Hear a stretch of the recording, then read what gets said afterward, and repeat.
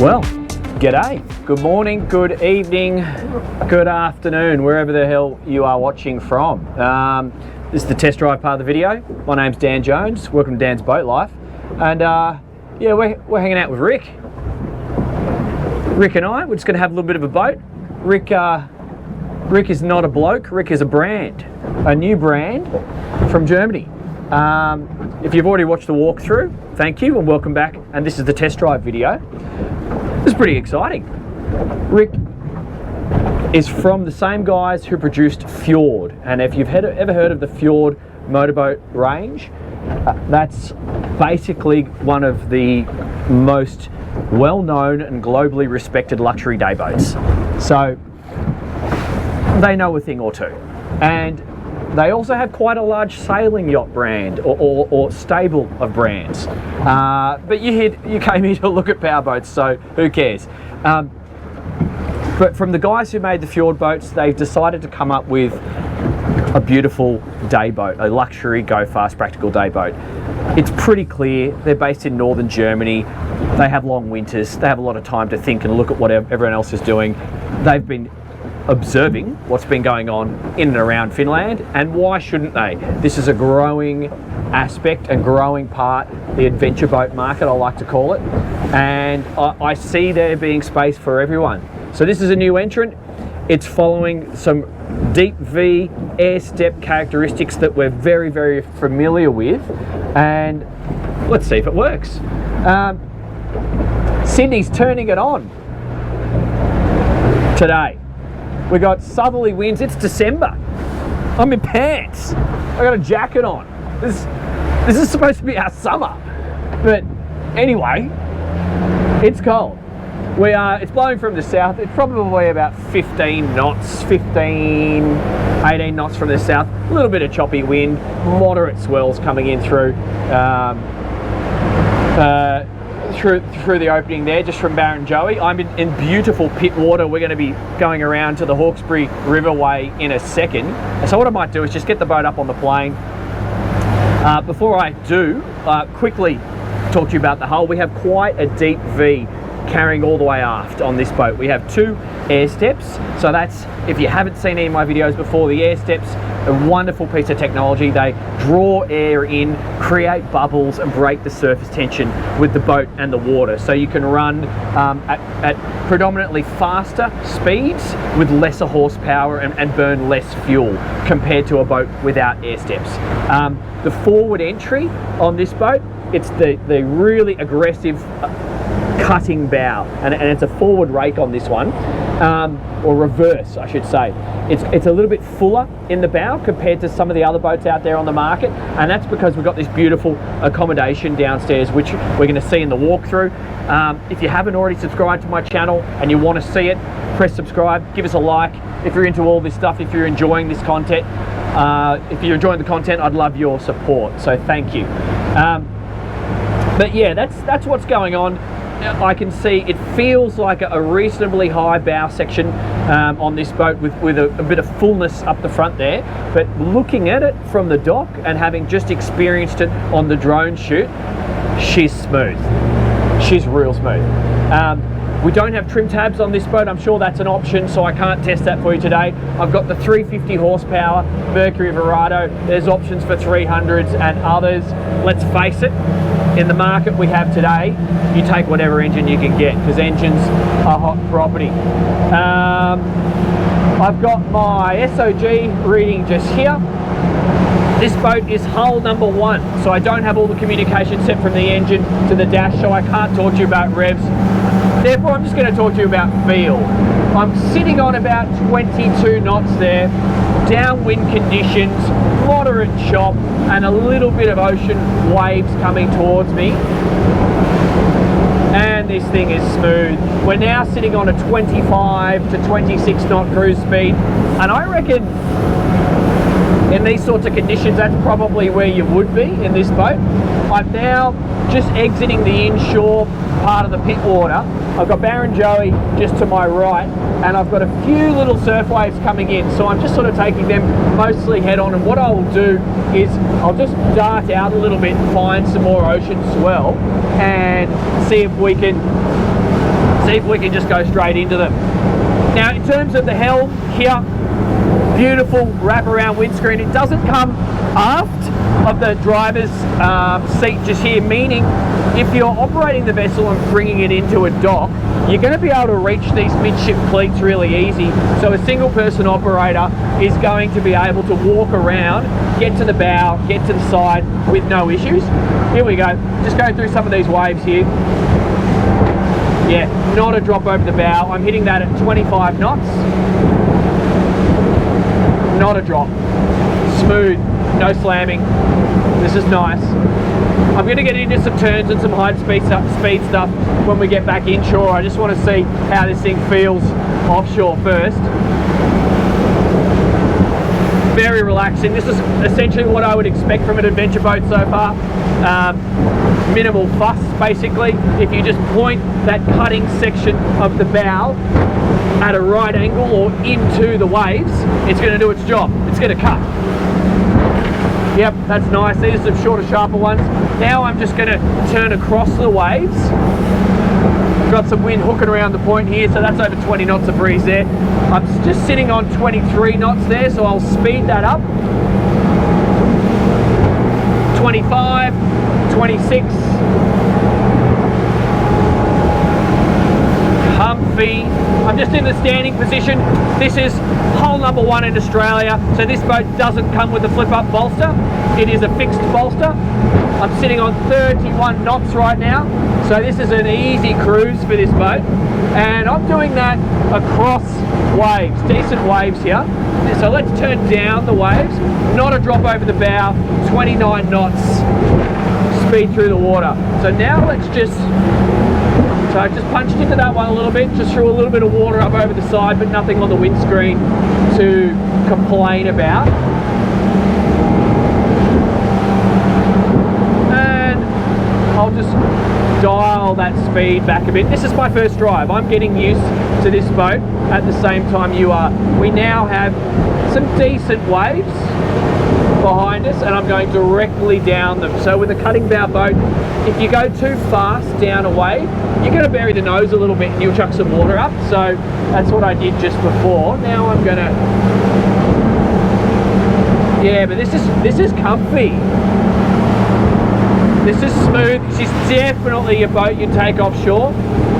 I must say, I would pick the trim tabs. I like having that extra element of control. This is a boat that absolutely looks after you. I can feel this now.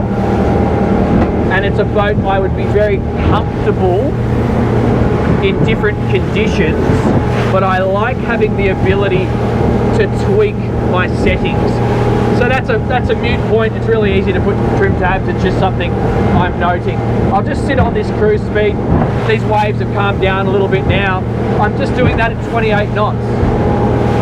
Since the drone shoot, the wind has picked up, so the waves have raised a little bit to match. So the conditions that I'm in right now, they're just a little bit harsher than what we had 45 minutes ago when we had the drone up in the air. Sitting in between 28 to 30 knots. I haven't hit wide open throttle yet. I'm still in wavy conditions, a few white caps on the water, but I feel comfy climbing up over the back of this wave. So, you know, we got full tanks today. I got 300 litres in the tank. There's Tom and I on board, and we got some equipment. So we're not completely light ship boat. But that 28 knot speed range feels good. Okay, let's take it more inshore. I'll get out of some of these waves, and I think we should put the boat through its paces. We might do a few loops. At the moment, I'm driving along with some short, sharp chops coming across my beam, so I can hear that just connecting with the hull. If I wanted to reduce that moment or that feeling or impact with the hull, all I would need to do is turn the boat straight into the chop and let that knife action do its thing. So I'll do that now. You can hear it making its way into the waves and straighten it up. she's just cut like a hot butter through knife. Like a hot knife through butter. You know what I'm trying to say. So I've done all this driving so far with the engine trim all the way down, but now that we are coming into more protected waters,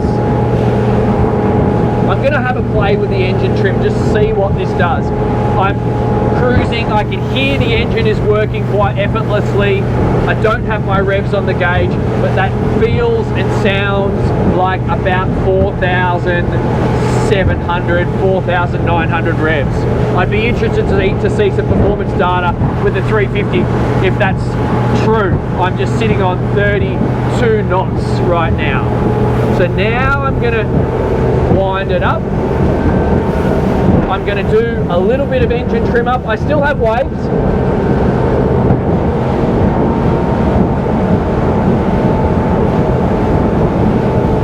Well, let's just see what top speed we can get. We're not in flat water. We got a bit of rolling swell behind us. Okay, a little bit of engine trim up. 37 knots. Geez, I got there in no time. 38 knots and climbing. 38 knots, 38 and a half, 39 knots, wide open throttle. I've been tapping, 40 knots and climbing, still climbing. 41, 40.8 to be exact, 41. Okay, all right, this thing moves. Oh, let's go to lunch. Yes. Okay, 41 and a half knots, wide open throttle, full tank, 2 people on board. Let's give it one last little trim. 42 knots. All right, that's good. Brand new boat. The engine hasn't even been run in. That's pretty good. So that's sports boat characteristics. That's adventure boat stuff. Let's do a few S-turns to see how this thing behaves in the calm water. I was wondering whether this hard hard bimini would bounce around when we were offshore, but I got to say it's quite solid. It obviously it flexes like you would expect it to, because otherwise it'd break, but it feels quite sturdy, so that's going to be a good piece of, you know, long-lasting equipment for the boat, and I like that for our environment. Let's get some of these turns going on. Oh, this is interesting. So I can tell that when we're offshore, it doesn't have a really aggressive heel to it. It's got more of a moderate heel.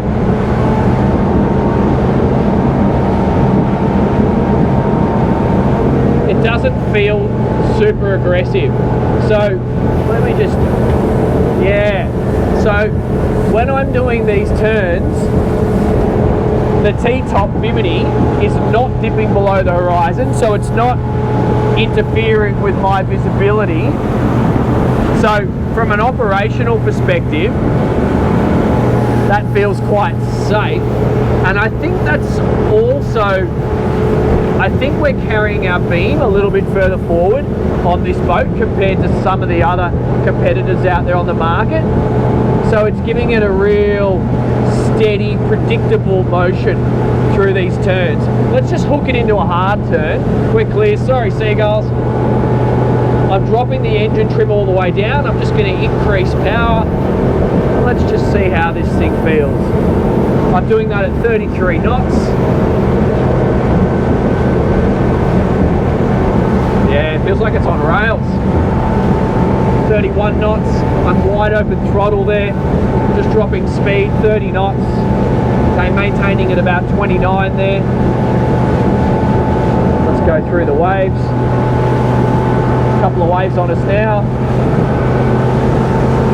Very good.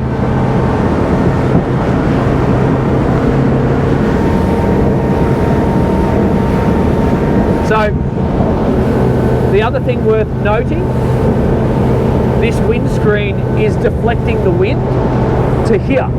So where I am, I have a few back eddies of wind behind me, but the wind doesn't start till this height. So I'm 5'7". You're not, if you were standing up, the wind doesn't start till here, and then on the side you don't the real wind's not till out here. In here you're still protected, you just have some back eddies which you can obviously see flicking my hair around. So that's interesting. You can keep a hat on and it's not gonna blow off your head when you're powering this thing along. So yeah, this is predictable, this is smooth, this is capable, it's quick, and it's social. That's what I'm getting from this.